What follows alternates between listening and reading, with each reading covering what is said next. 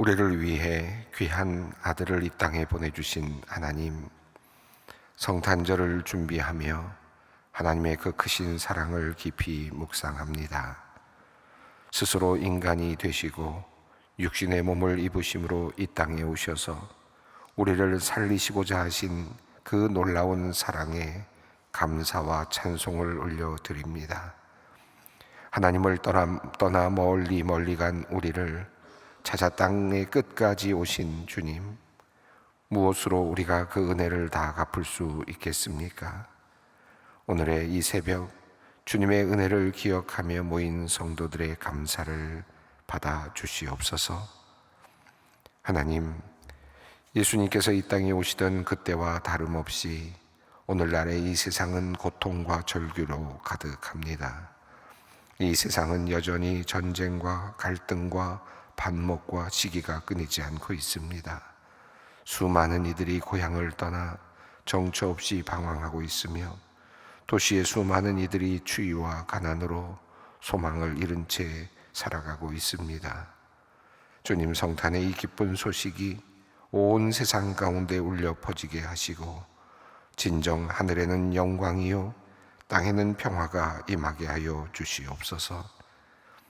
우리로 아기 예수를 만난 목자들과 같이, 그리고 아기 예수를 경배하러 온 동방박사와 같이 평화의 주님을 만난 그 기쁨으로 이 세상의 모든 사람에게 은혜와 사랑을 선포하게 하옵소서. 그리하여 상한 심령에는 위로를 전하며 배고파오는 아이에게는 먹을 것을 나누며 추위와 가난으로 고통받는 이들에게는 따뜻한 사랑을 나누어 줄 수 있는 주님의 자녀들이 되게 하여 주시옵소서. 하나님, 좋은 소식이 도래하길 기다리며 하루하루를 살아가는 성도님들이 있습니다. 하나님께서 기쁨의 소식이 들려오도록 역사하여 주시옵소서. 사람들의 마음을 주님께서 주장하시고 이끄시는 줄 믿습니다. 모든 결정이나 판단 주님께서 바르게 이끌어 주시옵소서. 간절히 기도한 기도의 제목이 응답되게 하시고 바라고 소망하던 일들이 순적하게 이루어지게 하여 주시옵소서. 연약한 몸을 이끌고 주님께 간절히 기도하는 성도님들이 있습니다. 암과 투병 중인 성도님, 알츠하이머, 파킨슨병, 여러 고통스러운 병으로 힘들어하는 성도님, 골절로 힘들게 재활 중인 성도님, 교통사고 혹은 외상으로 수술과 치료를 받고 있는 성도님, 화상치료 중인 성도님, 점점 시력이 약해져 가서 힘들게 살아가는 성도님, 하나님, 이들의 기도를 들어주시고 치료의 광선을 비추어 주시옵소서. 특별히 호스피스 병동에서 마지막 시간을 보내고 있는 분들에게 구원의 확신과 부활의 소망을 허락하여 주시옵소서. 연말을 보내며 지난 1년의 성과를 돌아보는 기업과 기업인들이 있습니다. 또한 그 성과에 따라 승진과 퇴직을 하는 기업의 임원들이 있습니다. 하나님, 잘된 것은 감사함으로 받게 하시고 아쉬운 점은 반성과 연구를 통하여 다시 돌아보게 하여 주시옵소서.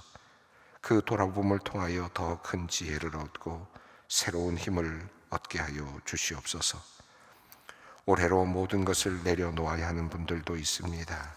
지금까지 해온 일과는 단절해야 하는 아쉬움이 있지만 영원하신 하나님과의 관계에 대하여서는 결코 단절이 없사오니 주님 섬기는 마음 변치 않게 하시고 또한 기쁨으로 새로운 상황을 받아들이게 하여 주시옵소서.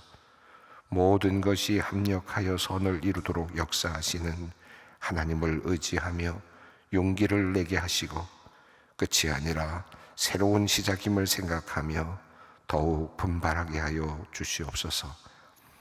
대학 입시의 마지막 단계에 있는 우리 자녀들이 있습니다.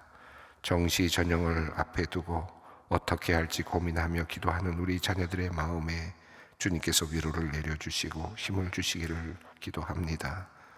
원하는 학과와 학교를 잘 선택하여 최선을 다하게 하시고 마지막까지 수고한 결과를 열매로 거두게 하여 주시옵소서. 함께 이를 위해 기도하며 염려하는 부모님들에게도 주님의 인도하심으로 믿음으로 그 마음에 평안을 내려 주시옵소서. 성탄절 전야인 오늘 저녁 교회 학교에서 준비한 예수님 탄생의 밤 4겹의 기도 성탄 발표회가 예정되어 있습니다. 열심히 준비하여 발표의 자리에서는 우리의 자녀들을 축복하여 주시고 성탄의 기쁨이 가득해 하여 주시옵소서. 하나님의 사랑 안에서 무럭무럭 자라나 주님의 영광스러운 사람들로 세워 주시옵소서. 오늘의 모든 순서를 통하여 우리가 모두 주님의 오심을 함께 기뻐하며 찬양케 하여 주시옵소서. 아버지 하나님, 최근 암이 전이되어 다시 항암 치료를 시작하게 된 성도님을 위해 기도합니다. 작년 11월 수술을 잘 마쳤지만 얼마 전 다시 암이 발견되어 항암 치료를 시작했습니다. 앞으로 어떤 치료의 과정을 밟게 될지 모르는 막막한 상황입니다. 하나님 믿고 신뢰하기에 담대해지려고 하지만 발달 장애를 앓는 딸을 생각하면 마음이 무너질 때가 있습니다.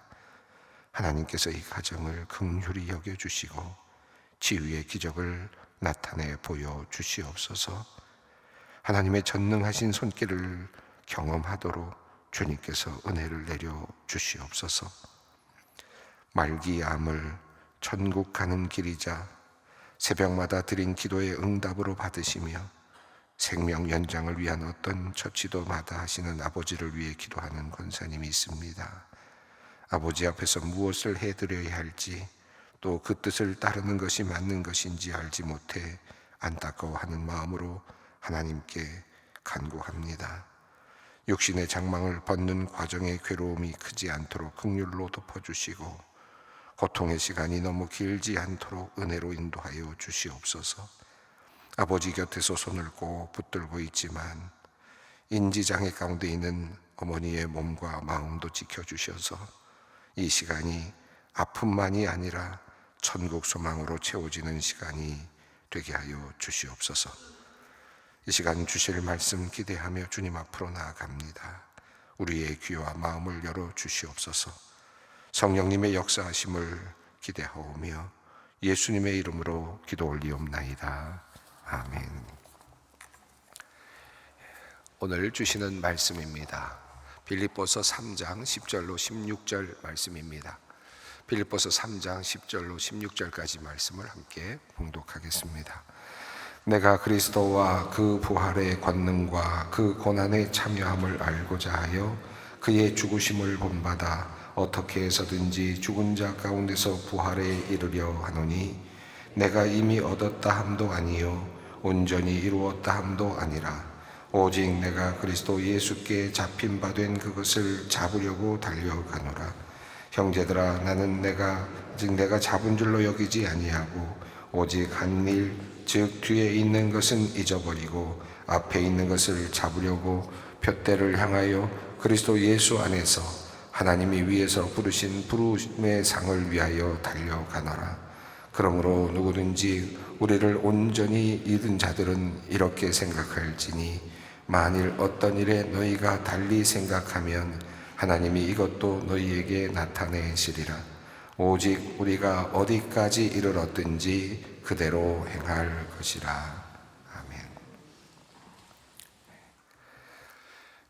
어제 말씀을 드리면서 이제 사도 바울은 빌립보 교회를 향하여 대적하는 자들을 두려워하지 말 것과 또 그들을 당당히 대할 것에 대한 말씀을 하고 있음을 우리가 살펴보았습니다. 우선 먼저 사도 바울은 조금 강하게 개들을 삼가라, 또 행악하는 자들을 삼가고 몸을 상해하는 이들을 삼가라라는 말씀을 하면서 할례를 베풀어야 한다고 주장하는 사람들, 특별히 유대주의자들에 대한 강한 경계를 설명을 했습니다. 이 유대주의가 좋은 여러 가지 종교적인 의미는 있겠지만 또 유대인들이 가져왔던 많은 종교적인 여러 좋은 하나의 신앙적인 그런 훈련의 과정들은 있었지만, 그러나 바울이 이 부분을 강력하게 반대했던 이유는 이것이 결국은 예수 그리스도의 그 복음을 망가뜨릴 수 있는, 다시 말하면 예수 그리스도의 복음을 도리어 약화시킬 수 있는 그런 위험이 있기 때문이었습니다. 그것 때문에 사도 바울은 항상 이 유대주의자들을 경계했습니다.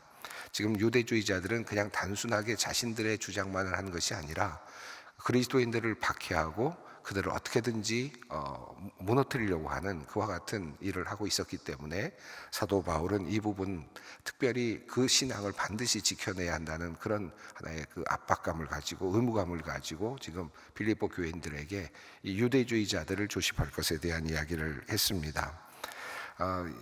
이 사도 바울은 이 유대주의자들을 조심해야 되는 이야기를 하면서, 나도 유대주의자로 말한다면, 나도 할례를 받은 것으로 말한다면, 나도 이미 8일 만에 할례를 받은 사람이고, 유대주의자들이 말하고 있는 율법을 지키는 것으로 말하면 나도 이미 율법 앞에서 흠이 없는 사람이다 라고 말하면서, 그럼에도 불구하고 나는 이 모든 것들을 배설물처럼 여긴다 라고 그렇게 아주 강력하게 이야기를 했습니다. 유대인들이, 특별히 유대주의자들이 가장 중요한 것으로 여기고 있는 할례, 그리고 더 나아가서 율법을 온전히 지켜내는 것, 이것을 가장 큰 그 종교적인 덕목으로 가지고 있었던 유대인들을 향하여서 나는 이것들을 배설물로 여긴다라고까지 그렇게 이야기를 했습니다.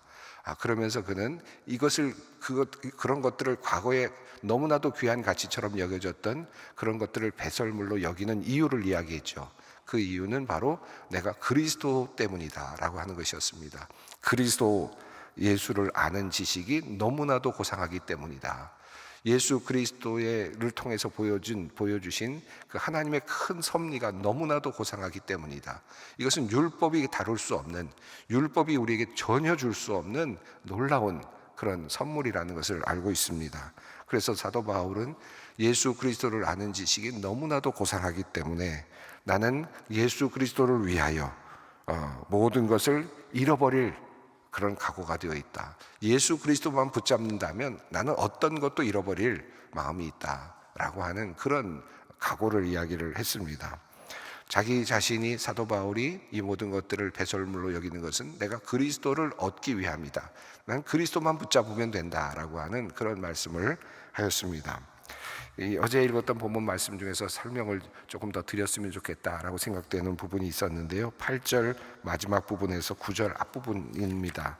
내가 그리스도를 얻고 그 안에서 발견되려 함이니 라고 하는 이 표현인데요. 이 부분이 매우 중요한 신학적인 의미가 담겨 있습니다.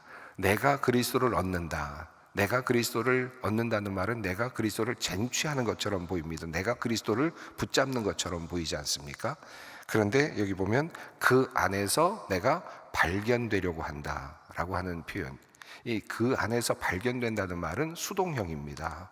그러니까 이것은 내가 그리스도에게 달려가고, 다시 말하면 그리스도에게 달려갔을 때 내가 그리스도에게 발견되기를 원한다.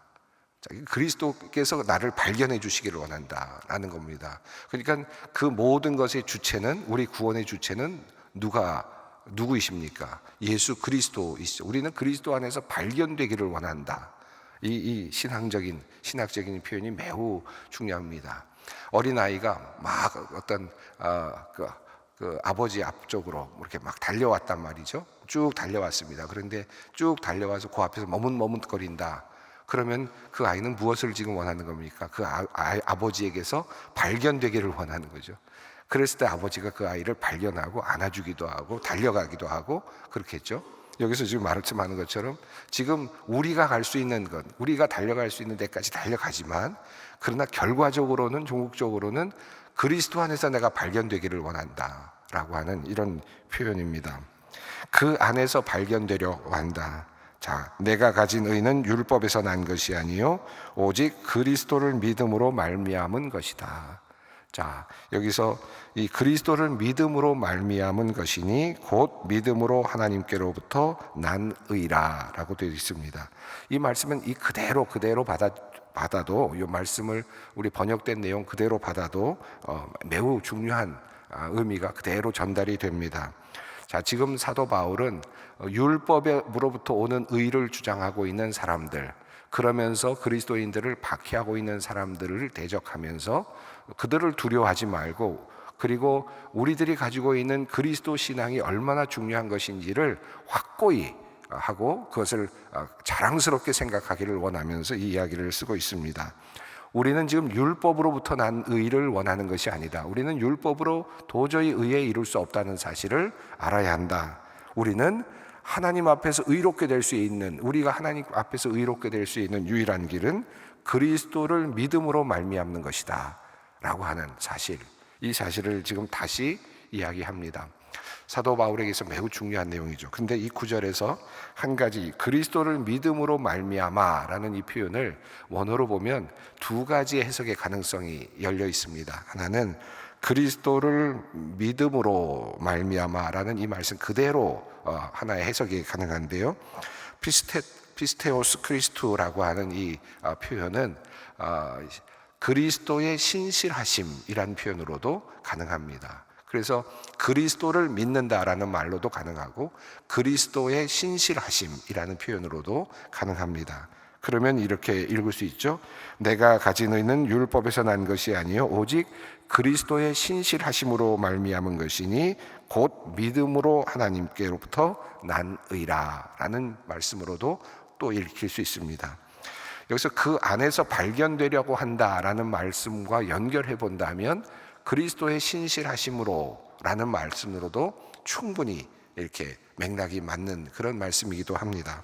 제가 지금 이 말씀을 드리고 싶은 것은 그리스도의 신실함에 의지해서, 그러니까 우리가 하는 것이 아니라, 늘 제가 이 성경 말씀을 읽을 때마다 늘 그 부분을 강조하곤 하는데, 우리가 믿는 믿음은 내가 달려가서 내가 쟁취하고 내가 얻어내는 것이 아니라 우리가 할 수 있는 부분이 있습니다. 그러나 종국적으로는 하나님께서 우리에게 손을 내밀어 주시고 하나님께서 우리를 끌어가시고 하나님이 우리를 발견하시는 겁니다. 이미 사실은 하나님에게서 우리는 발견됐기 때문에 하나님께 나아갈 수 있는 것입니다. 이게 참 기가 막힌 신앙의 신비라고 할 수 있습니다. 내가 잡은 것 같지만 이미 하나님이 나를 보셨고 하나님이 나를 이미 모태에서 이미 주시하고 보셨고 그 하나님께서 나를 부르신 것입니다. 그래서 우리는 달려가는데 내가 달려간 것 같지만 이미 하나님께서 이미 나를 발견하고 계시는 것이다. 이 신앙의 신비가 놀랍습니다. 이 신앙의 신비는 빌립보서에서도 계속해서 나오는데 오늘 본문에도 사실은 나옵니다. 그래서 먼저 이 말씀을 조금 먼저 드렸습니다. 자, 10절 말씀입니다. 이제 또 새로운 주제 하나를 던지면서 특별히 대적자들 중에 어떤 사람들이 있었을까를 유추해 볼 수 있는 하나의 한 부류가 느껴지는 한 내용이 나오는데요, 10절 말씀을 함께 읽습니다. 내가 그리스도와 그 부활의 권능과 그 고난의 참여함을 알고자 하여 그의 죽으심을 본받아. 11절입니다. 어떻게 해서든지 죽은 자 가운데서 부활에 이르려 하노니. 자, 지금 사도 바울은 무엇을 알고 싶어 합니까? 그리스도를 알고 싶어 합니다. 그는 무엇을 알고 싶어 합니까? 부활의 권능이 얼마나 큰 것인지를 알고 싶어 합니다. 그는 지금 무엇을 알고 싶어 합니까? 그 부활의 권능에 참여하기 위해서, 부활의 권능을 얻기 위해서 우리는 고난에 참여해야 된다는 것을 그는 알고 있습니다. 그러기 위해서는 그의 죽으심을 본받아야 한다라는 것도 깨닫고 있습니다. 이 10절부터 11절까지의 내용은 너희 안에 이 마음을 품으라 곧 그리스도 예수의 마음이니 라고 시작했던 빌립보서의 말씀, 그 말씀이 계속 이어지고 있습니다. 마치 하나의 공명처럼 계속 빌립보서에서 이어지고 있는데, 지금 이 사도 바울은 이 그리스도의 마음을 품는다는 것은 그리스도처럼 스스로 낮아지고 스스로 내려가고 그리고 스스로 그 죽음에까지 내려갔을 때, 그때 하나님께서 그를 높이셔서 그를 일으키시고 그를 높이셔서 부활에 이르게 하시고 영광스러운 자리에 올리셨다라고 하는 이 구조, 이 놀라운 비밀, 이 놀라운 비밀을 이 고상한 하나님 예수님을 아는 지식이라고 표현을 했습니다. 바로 이 부분을 지금 그는 여기서 내가 이 부분을, 내가 지금 알고 있는 이 그리스도의 놀라운 고상한 지식을 여기서는 10절 11절에서 내가 몸으로 체득하기를 원한다는 겁니다. 단순하게 머리로 알기를 원하는 것이 아니라 그의 모든 삶으로 내가 그것을 체득해내기를 원한다라고 하는 그런 의미입니다. 자, 이제 바울은 그걸 알고 있습니다. 지식으로. 하나님께서 예수 그리스도를 보내시고 예수 그리스도를 통하여 그와 같은 일이 일어났다는 사실, 그 놀라운 비밀, 이것을 알고 있는데 우리로 하여금 이제 그런 마음을 품기를 원하지. 바로 이 사고 구조를 마음에 새기기를 원하는데, 그거를 이제 사도 바울은 실제적으로 몸으로, 삶으로 경험해내기를 원합니다. 그 지식으로만 아는 것이 아니라 삶으로 살아내기를 원하고 있습니다. 자, 그런데 이렇게 되는 이 과정은 단 한순간에 이루어지는 것이 아니라 끊임없는 과정이라는 사실을 이제 이야기를 하는데요. 12절입니다. 함께 읽습니다. 내가 이미 얻었다 함도 아니요 온전히 이루었다 함도 아니라 오직 내가 그리스도 예수께 잡힌 바 된 그것을 잡으려고 달려가노라. 자, 여기에서 우리가 이 부분에서 이제 우리 신앙이 과정에 있다라고 하는 이야기를 사도 바울이 하는데, 아마 당시에 대적자들이라고 그럴까요? 다른 복음을 전하고 있는 사람들 중에는 이미 구원이 완성되었다라고 말하고 또 그것을 주장하는 사람들이 있었던 것으로 보입니다. 그리고 이제 구원이 완성되었으니까 우리는 마음대로 살아도 된다라고 생각하고 그것을 주장하는 그런 부류의 사람들이 있었던 것으로 보여집니다. 자, 이러한 사람들에 대한 지금 사도 바울의 반박이라고도 할 수 있겠습니다. 우리의 신앙은 우리는 이미 구원은 이미 이루어졌지만, 그러나 구원의 과정은 여전히 우리는 끝까지 지금 우리는 뛰어가고 있는 과정에 있다라고 하는 그런 말씀을 하고 있죠. 내가 이미 얻었다 함도 아니요 온전히 이루었다 함도 아니다 라고 말하면서 예수께 잡힌 바 된 그것을 잡으려고 달려가느라. 여기 12절에 지금 제가 앞서 말씀드린 내용이 사실 12절과도 연결이 되어 있어서 말씀을 드렸는데, 여기 보면 아주 놀랍고 신비로운 말씀이 하나 있습니다. 예수께 잡힌 바 된 그것을 잡으려고 달려간다. 이 말씀을 곰곰이 한번 묵상해 보십시오. 이게 무슨 말씀입니까? 이게 무슨 말씀입니까? 이 말씀은 내가 잡는 겁니까? 주님이 잡으시는 겁니까? 근데 지금 여기서 바울은 뭐라고 말합니까? 하나님은 이미 우리를 잡고 있고, 그죠? 예수님은 이미 우리를 잡고 계시는데 우리는 그것을 잡으려고 달려가고 있다. 이게 모순과 같은 얘기입니다. 그런데 하나님은 우리를 이미 단단히 잡고 계셔요. 그래서 우리는 어쩔 수가 없어요. 이미 하나님의 선택된 백성이에요. 하나님께서 이미 앞서 말씀드린 대로만 이미 하나님은 발견하셨어요. 우리를 발견된 사람입니다. 그런데 우리는 어떻게 해요? 예수 그리스도를 얻으려고 달려가요. 여기서는 예수 그리스도를 잡으려고 달려갑니다. 이게 이제 신앙의 비밀입니다. 그러니까 우리가 때로는 신앙생활 하다가 놓친 것 같은 느낌이 들 때가 있습니다. 하나님을 놓쳤다, 주님을 놓친 것 같은, 그리고 막막한 어둠 속에서 마치 내가 하나님을 잃어버리고 내가 손을 놔버린 것 같은 그런 경험을 할 때가 있죠. 자, 그런 경험이 있을 때도 이 신앙이 필요합니다. 나는 이미 붙잡혀 있다는 겁니다. 그리스도에게 이미 붙잡혀 있는 존재다. 그리고 나는 지금 잡으려고 달려가고 있는데 이미 붙잡고 있으니까 우리가 그분을 잡는 일은 언젠가는 이루어지게 될 것입니다. 주님께서는 우리를 잡을 수 있도록 이미 배려하고 계시는 겁니다. 그것이 바로 지금 이 놀라운 지금 표현으로 이렇게 나타나 있습니다. 13절 이어집니다. 마치 이제 운동선수가 달려가는 것과 같은 모습으로 표현하고 있습니다. 13절, 14절, 13절, 14절 있습니다. 형제들아, 나는 아직 내가 잡은 줄로 여기지 아니하고 오직 한 일, 즉 뒤에 있는 것은 잊어버리고 앞에 있는 것을 잡으려고 표대를 향하여 그리스도 예수 안에서 하나님이 위에서 부르신 부름의 상을 위하여 달려가노라.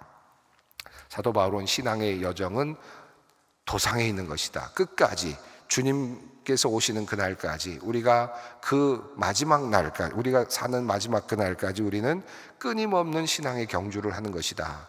그러나 두려워할 필요는 없습니다. 이미 주님은 우리를 잡고 계시고 주님은 이미 우리를 발견하셨고, 그리고 우리는 주님을 잡으려고 달려가고 있는 것입니다. 그러니까 이것처럼 안전한 달리기는 없는 거죠. 그럼에도 불구하고 우리는 열심히 달려간다. 이 사도 바울은 앞에 있는 것을 잡으려고 표대를 향하여 달려간다. 이게 보면 아주 굉장히 앞으로 막 달려나가는 듯한 그런 느낌을 주죠. 이 신앙의 경주를 하고 있는 사도 바울은 이미 그리스도께 붙잡혀 있으니까 이제 아무것도 안 해도 된다라고 말하지 않습니다. 이게 이제 그 당시에 완성되었다, 이미 우리 구원받았으니까 아무것도 안 해도 된다라고 주장하는 사람들의 주장이었습니다. 그러나 바울은 예수께서 우리를 잡으셨다, 붙잡으셨다, 그건 확실하지만 그럼에도 불구하고 우리는 주님을 잡으려고 달려간다. 이게 신앙의 신비입니다. 15절 16절 읽습니다. 그러므로 누구든지 우리 온전히 이룬 자들은 이렇게 생각할지니 만일 어떤 일에 너희가 달리 생각하면 하나님이 이것도 너희에게 나타내시리라. 이 15절이 이제 그 말씀을 하는 거죠. 누구를 대상으로 얘기하는 것인지를 정확히 말합니다. 온전히 이루었다고 생각하는 사람들, 완성되었다고 생각하는 사람들이죠. 여기서는 두 가지 표현이 같이 표현되는데, 이미 우리는 온전히 이루어졌다라고 하지만 온전히 이루어졌으니까 아무것도 안 해도 된다고 생각하는 사람들까지를 포함했습니다. 그래서 우리가 온전히 이루었으니까 아무것도 하지 않아도 된다는 것이 아니라 앞서 말한 것 같이 끊임없이 우리는 달려가야 된다라고 하는 것이고, 여기서 너희가 달리 생각하면, 이 말은 나와 의견이 다를지라도, 내 생각과 다르다 할지라도 그것도 너희들은 지금 도상에 있기 때문이다는 거예요. 그러니까 너희들은 언젠가 알게 될 것이다. 하나님이 너희에게 그것도 알게 해주실 것이다. 자, 그러니까 그들을 막 정죄하거나 하지 않고, 그들 그 생각이 다르더라도 너희도 나중에 이것이 도상에 있기 때문에 언젠가 너희도 또 깨닫게 될 것이다. 아주 사도 바울은 이 신앙의 이 과정이라는 것이 얼마나 중요한 것인지를 잘 이해하고 그것을 설명하고 있습니다. 16절 말씀은 오직 우리가 어디까지 이르렀든지 그대로 행할 것이니라. 우리가 신앙생활은 완성이 없습니다. 끊임없이 완성을 향해 달려가는 겁니다. 우리는 늘 그런 의미에서 부족하고 우리는 아직도 붙잡으려고 달려가는 중이죠. 그러나 한 가지 우리가 믿고 감사한 것은 주님은 우리를 이미 붙잡고 계시다는 것, 그리고 주님은 우리를 이미 발견하고 계시다는 것. 이 말은 어찌 보면 또렷이 우리를 지금 보고 계신다, 우리들의 일거수일투족을 보고 계신다는 것입니다. 어린아이가 막 뛰어다니고 있을 때 부모가 어린아이를 또렷이 보고 있는 것처럼 이미 우리는 하나님에게 발견되어진 자들이다. 이 믿음으로 오늘 우리 또 기도의 자리로 함께 나가도록 하겠습니다. 하늘에 계신 우리 아버지, 아버지의 이름을 거룩하게 하시며 아버지의 나라가 오게 하시며 아버지의 뜻이 하늘에서와 같이 땅에서도 이루어지게 하소서. 오늘 우리에게 일용할 양식을 주시고 우리가 우리에게 잘못한 사람을 용서하여 준 것 같이 우리 죄를 용서하여 주시고 우리를 시험에 빠지지 않게 하시고 악에서 구하소서. 나라와 권능과 영광이 영원히 아버지의 것입니다. 아멘.